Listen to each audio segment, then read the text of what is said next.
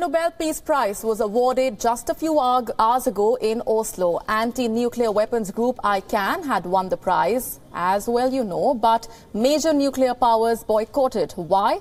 Are nuclear weapons dearer than peace is the question. Here's more.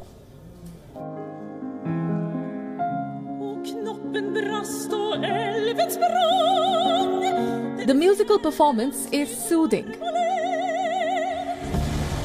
but the danger is lurking. Nuclear weapons are an ugly reality. Nobel Peace Prize for International Campaign to Abolish Nuclear Weapons is just a minor step in the right direction. The risk of nuclear weapons use is even greater today than at the end of the Cold War. But unlike the Cold War, today we face many more nuclear armed states, terrorists, cyber warfare. All of this makes us less safe. Learning to live with these weapons in blind acceptance has been our next great mistake. Fear is rational. The threat is real. Ask a nuclear survivor, and what emerges is a scary picture.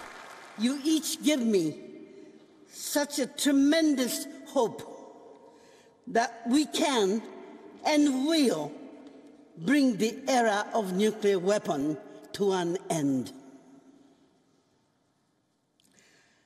I speak as a member of the family of Hibakusha, those of us who survived the atomic bombing of Hiroshima and Nagasaki. The world is no different today, with leaders ready to press nuclear buttons, even eager to do so. The story of nuclear weapons will have an ending, and it is up to us to decide what that ending will be.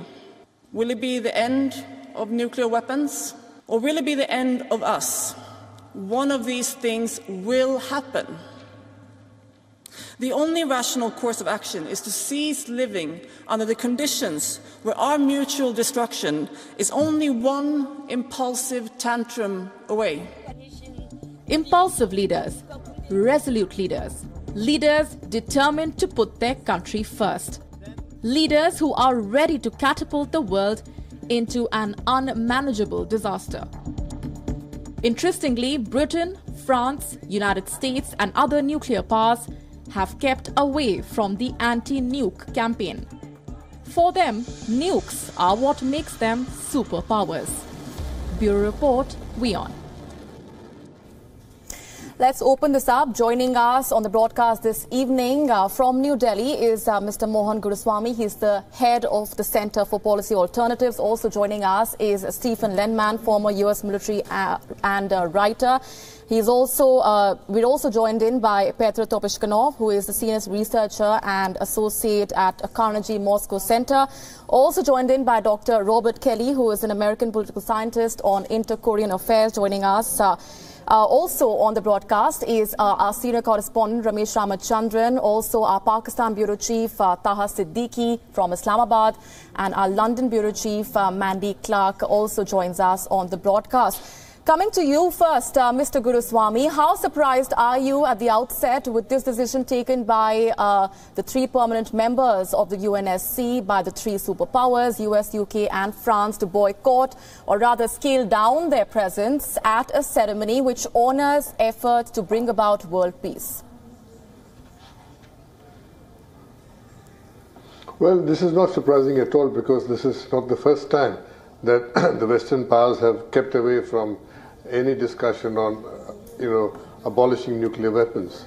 They don't want to have anything to do with it as yet. And they take a realistic position. They say that, the genie is out of the bottle. There's no point in getting into this debate until, we come to a stage when there's a uniform consensus all over the world. Right now, it doesn't seem to be there. The world is much too divided. So they take positions against it. And I think it's not based on cussedness, but it's their theology, their nuclear theology, that the genie is out, so we can't put it back in. So we've got to live with it. Mr. Lenman, continuation, that's why, you know, they didn't want to be part of this. Fair enough. Mr. Lenman, to what extent is this ironic? US President Donald Trump is leading that crusade which asks for North Korea to give up its nuclear ambitions while, in a way, boycotting the ceremony which honors efforts that have been made to rid the world of nuclear weapons. Ironic indeed. North Korea doesn't threaten anybody, but America threatens everybody. I think it was Albert Einstein who once said, repeated this program, that we'll either find a way to get rid of nuclear weapons, or they'll get rid of us. And otherwise, people have made the same statement.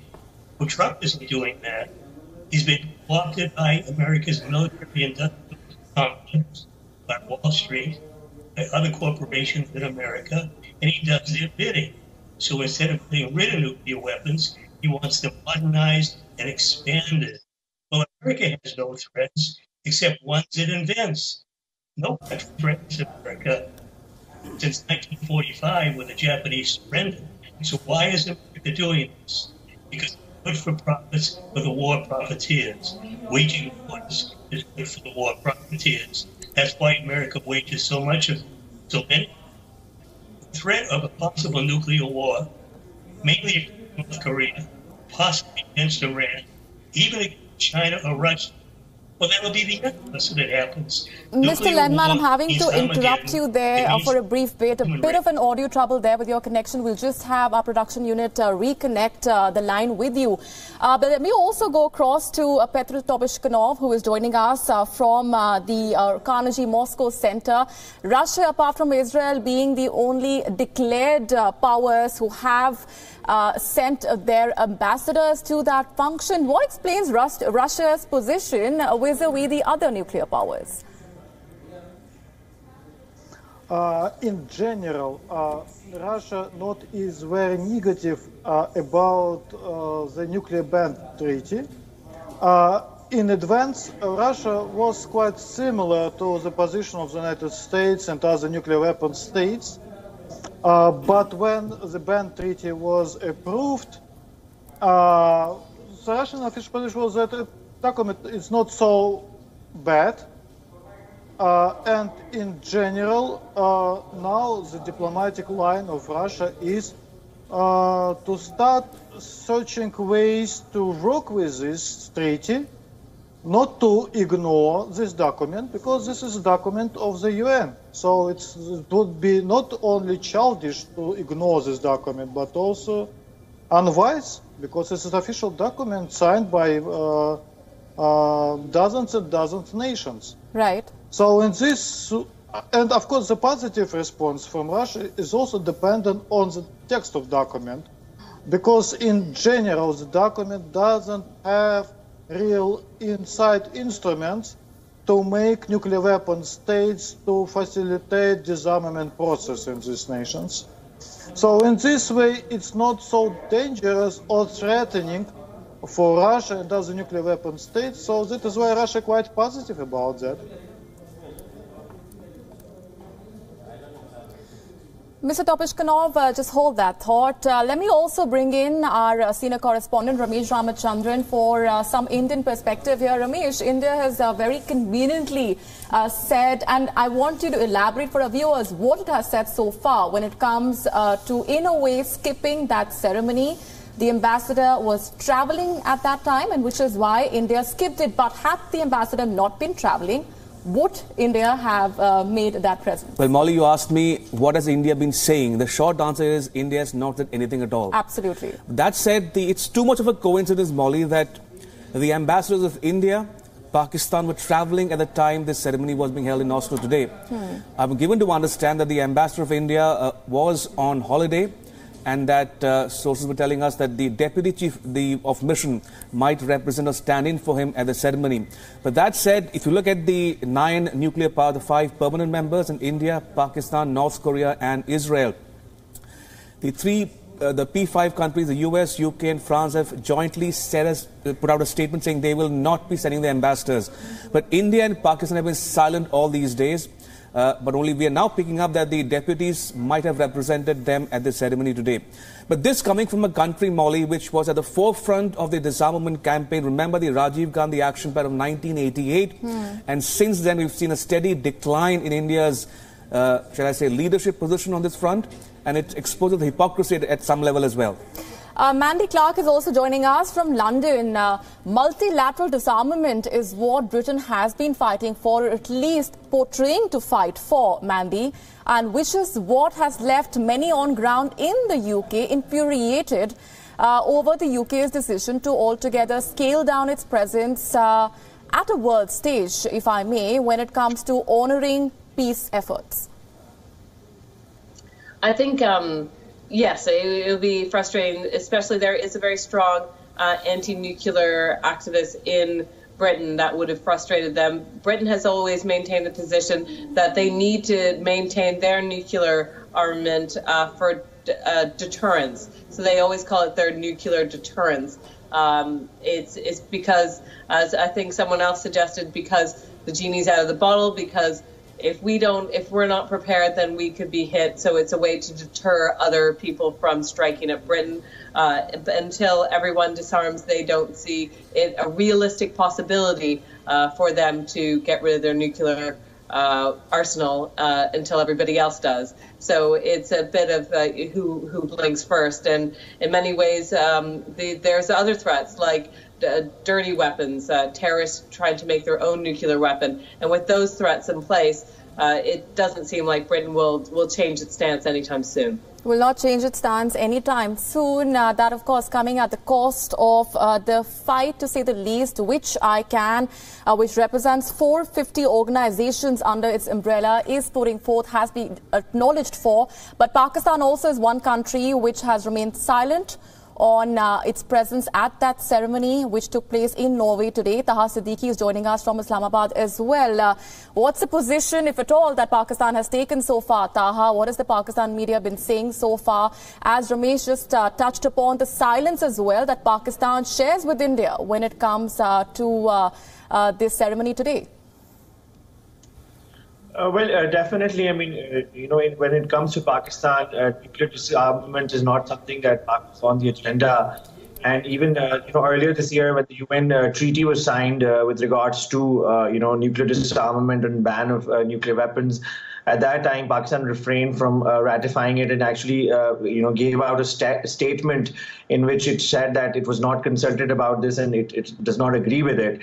But Pakistan's sort of narrative when it comes to the nuclear sort of race or the nuclear, weapon or the weapons of mass destruction, having them, the idea Pakistan has is that basically it's a reaction to reactionary sort of narrative in Pakistan. It's a deterrence narrative. Pakistan, when we talk to the nuclear policy makers here or the nuclear policy makers, they usually say that it's because of the neighborhood, because of India. As we know, the Pakistan nuclear test also happened a few days after, India went nuclear. And ever since then, we've seen that there has been a pileup in Pakistan of nuclear weapons. In the last few years, we've also seen ballistic missiles that Pakistan has introduced, short-range missiles, which is basically, also again talks about how short range basically means, deploying them in the neighborhood. So definitely, I mean, Pakistan's whole narrative and the nuclear regime is based on what India is doing and what happens across the border. Dr. Robert Kelly, an expert on inter-Korean affairs, is also joining us. Dr. Kelly, let me begin by asking you, the efforts by ICAN are commendable, to say the least, no doubt, but the treaty is not binding, and countries that ratify it can even withdraw from it. Is the symbolism powerful enough here? Well, I think the symbolism is important for keeping some states from going for nuclear weapons that don't have them already, right? So there are lots of states out there that could get the technology. Nuclear weapons aren't that difficult to build anymore. The technology's been around for 70 years. So lots of states that could go for them. Think about, like, say, Saudi Arabia. And as long as there is a powerful global norm against the acquisition of nuclear weapons, then you shouldn't get too many defections from that principle. Yeah, I mean, India, right? India sort of got a lot of criticism in the late 1990s when it defected on this norm, right? And the whole idea behind these movements is to sort of keep up this norm, like you said, the symbolism to encourage fewer states to adopt nuclear weapons. But, I mean, they're very, very attractive nuclear weapons. I mean, for the same reason India wants them, lots of other countries want them too, for national security, for prestige. And so proliferation is to be expected.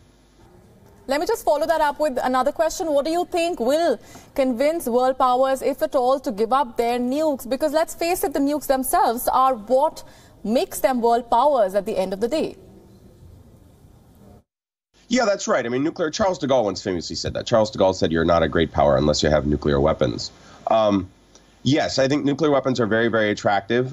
They carry that sort of that appeal of sort of the ultimate power, right? And they're so destructive in this and that. They're also great for national security. That is to say that if you have nuclear weapons, no one's going to attack you because you can strike back with enormous force. This is why North Korea got them. This is why Iran has flirted with them. So it's pretty attractive, actually, to keep them. I think the only way you could actually get something like global disarmament, global zero is what they used to call it when Barack Obama was president. The only way you could get that is if everybody agreed to give them up at the same time. Because once one state gave them up and another didn't, then the state that did not give them up would have an asymmetric advantage and an incentive to keep them. And so you need a kind of like stepwise disarmament in which everyone moved together, and that's really, really hard to do.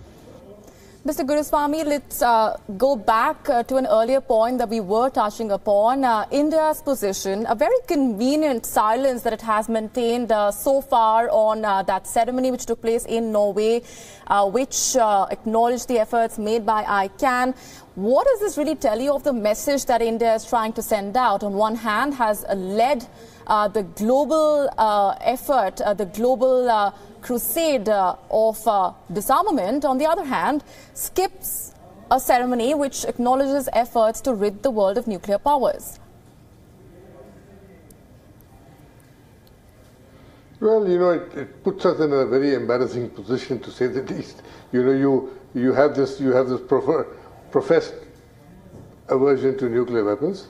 You are a nuclear weapon state, and then you go to a ceremony which is, honoring somebody who is for nuclear disarmament, and you're not fully committed to that, and it's quite hypocritical. So I think India has taken the reasonable way out is to opt out of it, pretend that it didn't happen, and save itself the embarrassment. And in this, it is echoing what everybody else has done, because all the nuclear power states are really caught with their fingers in the cookie jar, so to say. So what do you say? The world is pointing a finger at you. That's the ones without nuclear weapons are pointing fingers at you, and you're not able to do anything.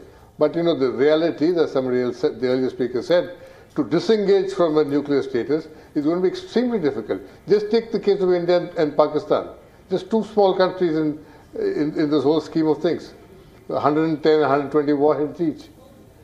It can be dismantled in a couple of months, and the fuel can be used somewhere else. But will we do it? Can we do it? Will our people allow us to do it? Will our militaries allow us to do it? Will our public opinion allow us to do it? There's so many imponderables. And is it so important that you disarm immediately? So, they say, why don't you wait for the Americans and Russians to come down to 100 weapons each? So there are lots and lots of issues going on here. And as somebody else also said, the technology is out in the open. North Korea, a country which can't feed itself, is got nuclear weapons. Iraq was building nuclear weapons. Libya was trying to get nuclear weapons. And there are many other countries, like Japan is always believed to be one screwdriver turn away from a nuclear weapon. Sweden had a nuclear weapons program till it decided that it was too small to be a nuclear power. So, there are nuclear programs and nuclear programs going on all over the world. Where do you stop? Suppose tomorrow India unilaterally disarms. Sure. Will it not be vulnerable to Pakistan? So I think it's easy to say that, it's immoral. They are immoral. Nuclear weapons are immoral. Sure. Mr. Lenman, like I said, the genie's out of the bottle now. Who's going to put it in? Fair enough. Mr. Lenman is back on the broadcast with us. According to you, where does the nuclear ban treaty's status really leave us? We have only 3 countries which have ratified it. We do need 50 countries to ratify that treaty. According to you, does the Nobel Peace Prize for ICAN move beyond symbolism? Where does this really propel the fight towards peace at a larger level? We've seen layers of rhetoric. Beyond that, where do you see this effort really going?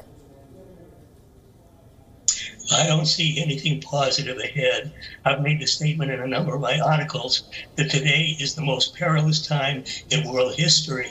The Bush-Cheney and the Obama administration's national security strategies emphasize the preemptive use of nuclear weapons against any nation America chooses to attack, whether they're nuclear-powered or not. Trump is working on his national security strategy. I wrote an article about it based on what's known so far. I couldn't find anything about what he will say about nuclear weapons, but I would imagine he'll repeat exactly what Bush, Cheney, and Obama said, preemptively using these weapons. I mean, this is insanity. America won't sign a ban. The problem with nuclear-powered nations aren't the other ones. It's only America. If America won't budge, how can the other nations budge? So we're stuck with nuclear-powered nations, the threat of their being used, and I think it's almost a certainty that if these weapons aren't eliminated, they will be used, and we know what the result of that will be. Mr. Topiskov, by snubbing the ceremony in Norway today, in a way, these countries have also, if I may, snubbed the desperate appeals which have been made by survivors of nuclear attacks for the world to take at least one step towards global peace. Do you not feel so? I think that at least the ceremony is an official event. So the problem is that Washington, Moscow, Paris, London, Beijing, all of them need to think about what to do with this treaty. Because continuation of ignoring this treaty would be divisive and would be a big challenge for all these nations. It will not help them to move forward the agenda of nuclear disarmament, because the nuclear disarmament is their obligation according to the NPT Treaty Article 6. So in this way, of course, all these nations will have to continue disarmament talks. Of course, I'm very skeptical about the idea that they would give up nuclear weapons at one moment.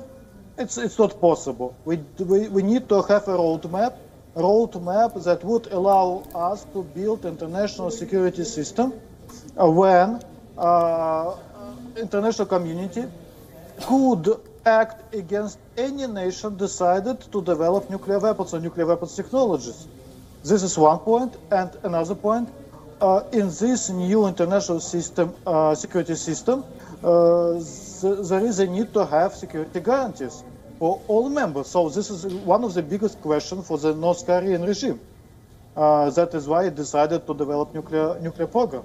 So but Russia did participate in the peace process in a way by sending its ambassador. Yes, sending ambassador, it's a step, it's a symbol. It's unwise for 3 of P5 nations. So, but I hope that in the course of this process, they will realize that the continuation of this policy would be more and more harmful for the image of these nations. All right, I want to go back to Dr. Kelly. The nuclear war rhetoric, in a way, has been mainstreamed now, but how real, according to you, is the threat of nuclear war? I think it's pretty low, actually. I think there's a lot of alarmism in the media. I think it's likely that the North Koreans are pursuing nuclear weapons for defensive purposes. That is to say, they look at what happened to Gaddafi, Saddam Hussein, and they say, I don't want that to happen to me. So if I have nuclear weapons, I know the Americans won't attack me. I don't think that the North Koreans actually want to use these weapons offensively to attack the United States out of the blue or Japan out of the blue. That would be extraordinary. I mean, they would be destroyed in their retaliation anyway, and I don't think the North Koreans are suicidal. They're not like ISIS. They're not like Al-Qaeda, where they're ready to die for their beliefs. And so I think it's highly unlikely they'll use them for anything other than defense. That said, it's not good that they have them, but it does mean if there's a war, it's probably going to be, if there is to be a war, it will be started by Donald Trump. It won't actually be started by the North Koreans. I'm extremely skeptical of the idea they'll use them offensively. But negotiating with the North would involve an alliance. With decisions like the one on Jerusalem, does consensus not become even more unrealistic? The North Koreans would demand enormous concessions to give up their nuclear weapons because they made huge sacrifices to get them.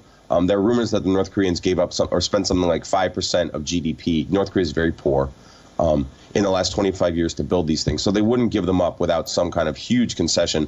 That would probably mean the removal of U.S. forces from South Korea. That would be one thing they would probably demand. And then some kind of formal recognition of North Korea as a real country and not an aberrant part of South Korea. Right now, the United States and South Korea don't actually treat North Korea as a genuine independent country. We treat it as sort of like this hijacked portion of the real Korea, which is South Korea. And the North Koreans are desperate for the legitimacy and that comes from the recognition of their country by the South and Japan and the United States. That's what they really, really want, to be recognized as a real country rather than the kind of gangster mafia thing they are now. And so that's what they would, if they would trade them, I imagine they would trade them for that.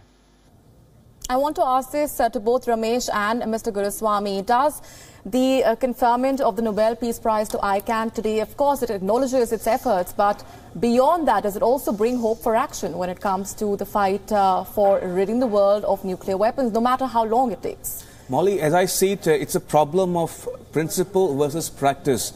As Mr. Guruswamy said, no nuclear weapons power will voluntarily give it up unless it is verifiable, non-discriminatory, simultaneous.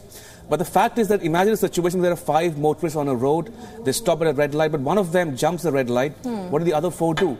So that's the problem confronting the nuclear powers today. But that said, which explains the decision to skip overtly and covertly by some and the others. Absolutely. But I'll give it to the Europeans, the US, the UK, France. At least they owned up to the reservations and issued a joint statement, unlike in India or Pakistan, which have maintained complete radio silence, some would say hypocritical silence on this issue all this while. Do you find that silence hypocritical as well, Mr. Guruswamy? Well, you know, it's not critical because it's not an important issue here. But India and Pakistan have no real positions on this, except that it's a Me Too kind of situation. You know, Pakistan was mirroring image. India did it because China did it. So the whole thing is all linked up. Now, who is going to take any other position here? So I think, you know, we are not very different from the Americans and the French, or, you know, the Russians, I think, really went there to that ceremony to embarrass the rest. And the Russians have always taken the position, even in the Soviet days, that, you know, they were for peace. They were for genuine peace. And they had this position that they will take part in all discussions on disarmament. Mr. Topashkinov, who wants to come in here, I believe. And all this going on. So that's a different, complete. Mr. Topashkinov, would you like to come in and respond to that? Was the intention to embarrass the other powers? In the Cold War time, disarmament agenda was a part of the propagandist campaign of the Soviet Union. And of course, in the nowadays Russia, it's not so important for the Russian diplomacy. But I believe that we should learn lessons from the Cold War time. That doesn't answer my question. Was the intention of Russia's presence in today's ceremony to embarrass the other powers? No, I don't think so. I don't think so. It's not a way to embarrass, and so I'm very skeptical about this idea. No, I don't believe it's so. Mr. Lenman, why don't we ask you this? What, according to you, was the message that Russia was trying to give out? How did US receive that message that Russia gave out, breaking away from the other powers, going ahead and saying that, yes, I will attend that ceremony? What do you make of that? How do you decode that?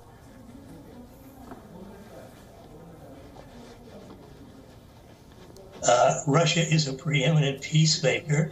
Look what it's done in Ukraine, certainly no aggression, trying to solve the problem, solve the war.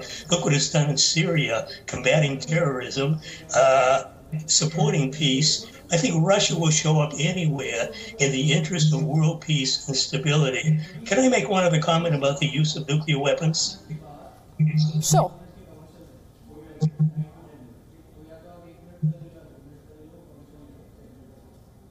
May I make a comment? All right, we'll just try and reconnect with Mr. Lenman. Mandy, as we were discussing all along, this, of course, is just a sample of the resentment that we've seen coming in from the UK. Mandy, as far as the position that UK has taken, as Ramesh also put it, they have come out overtly and stated that we will not attend the ceremony today, we will skip it. But beyond that, what really explains the kind of statements that have been coming in from the leadership there? Of course, beyond the rhetoric, the kind of position that UK has been taking all along, does it confuse many on ground? I wouldn't say it confuses many on ground. The government has always taken the position that it's a deterrent, that they will continue to have their nuclear armament until everyone decides to give up their nuclear arms, and that would be a very difficult proposition. Although it's important to note that the main opposition, the Labour leader Jeremy Corbyn, has always been an anti-nuclear activist, and a big part of his mandate would be to get rid of those nuclear arms. He does have a lot of support. He did well in the last general election. So if it was a different leader, we might have had a different outcome. But certainly the Conservatives that are in power have always maintained that nuclear weapons are needed for Britain's security. So in many ways, the government's position wasn't surprising because most people are aware of it, but a different government might have had a different statement. Taha, I asked you earlier how the Pakistan media has been reacting to all of these developments. How have the experts on ground seen this coming? This, of course, was along expected lines.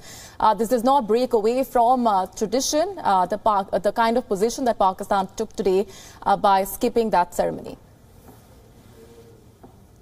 Well, definitely, Pakistan's sort of idea is that do something which basically, as being discussed here, that would be simultaneously the countries. Pakistan observes a sort of no first strike policy. And in that sense, as I was mentioning earlier, it's more of a reactionary policy here. But as far as, a word on this is concerned, or whether or not Pakistan will go ahead with nuclear disarmament, we've seen that in the last few years, especially, the behavior is anything but that when it comes to the warhead race that Pakistan is involved in, even with in Pakistan, there's been a lot of talk about this whole the threat to the nuclear weapons or the safety of the nuclear weapons, given the militancy here, given the jihadism here. And many a times the debate internationally is about Pakistan's nuclear weapons in that regard. But Pakistan still, from what we understand, we have over 100 nuclear warheads, and Pakistan is building more. So it's definitely not going towards nuclear disarmament in any way. Mr. Lenman and Mr. Guruswamy, I have just about enough time to give you each brief closing remarks. I want to begin by asking an earlier point that I touched upon at the outset of the program. The choice is the end of the world or us, in the words of today's Nobel Peace Prize winner. Has the choice, according to you, both been made already by the world superpowers? Or if yes, do you see that choice changing in time to come, no matter how long that takes? Mr. Lenman, I'll begin with you. What I wanted to get in before I ran out of time was to quote from the founder of America's nuclear navy, Hyman Rickover. In the early 1980s, he testified before Congress, and he said a very important thing that I'm afraid fell on deaf ears. He said, when two nations go to war with each other, say two nuclear nations or two non-nuclear nations, they will use all weapons in their arsenal to win. None they will use if they don't need to win. But if winning takes using all of their most powerful weapons, they'll use them. So I disagree with one of your other guests, saying it's unlikely America would use nuclear weapons. It's the only nation that's used them against a nation that was defeated, Japan. War was over. If America wants to eliminate another nation like North Korea or Iran or any other one, America very possibly to use nuclear weapons. I don't rule it out. I think it's a very, very great possibility, a great risk. Guruswamy, your closing remarks, please. Yeah, I think, there are lessons to be learned here. Now, in South America, you have the Treaty of Tlatelolco between Brazil and Argentina, where they've decided not to have nuclear weapons. The two rivals said, we will not go for nuclear weapons. I think there is something between what China has done vis-a-vis America. China has got a nuclear arsenal of about 150 weapons and a dozen or so ICBMs, and it stopped at that. And I think India and Pakistan should learn lessons from this. And I think we should start trying to go towards stability rather than miniaturize weapons, rather than add more weapons and then issue weapons to forward troops. So to hold back things, put a freeze, so to say, a verifiable freeze, and then talk about reduction in the future when things get better. I think we're not learning any lessons from this, I think we've got to move in the direction of a freeze first. All right, I'm completely out of time, unfortunately. Mr. Guruswamy, Mr. Lenman, Mr. Topesh Kanov, Dr. Kelly, Taha Siddiqui, Mandy Clark and Ramesh Ramachandran. Appreciate all of you joining us on this broadcast. Will we see more rhetoric over the next few days, weeks, years? Remains to be seen. Will there be a solution? Only time will tell.